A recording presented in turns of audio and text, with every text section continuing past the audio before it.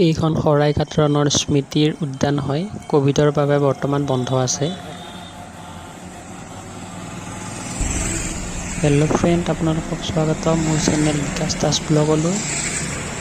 আজি মই আপোনালোকক দেখুৱাম আজ্ঞাধুৰী গণেশ মন্দিৰ। এই মন্দিৰটো ৰাস্তাৰ একেবাৰে কিনাৰতে আছে।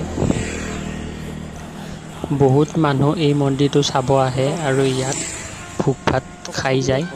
এই মন্দিৰটোত ধুনীয়া সুবিধা আছে ভোগ খাব পৰা। গতিকে আহক ভিডিঅ'টো চাই যদি ভাল লাগে লাইক কৰিব, শ্বেয়াৰ কৰিব আৰু কমেণ্ট কৰিব আৰু চেনেলটো ছাবস্ক্ৰাইব কৰিবলৈ নাপাহৰিব। এই মন্দিৰটো বহুত মানুহে বিশ্বাস কৰে। এই মন্দিৰটোত আহিলে ভক্তৰ মনৰ আশা পূৰণ হয়। সেইকাৰণে এই মন্দিৰটোত বহুত মানুহ আহে।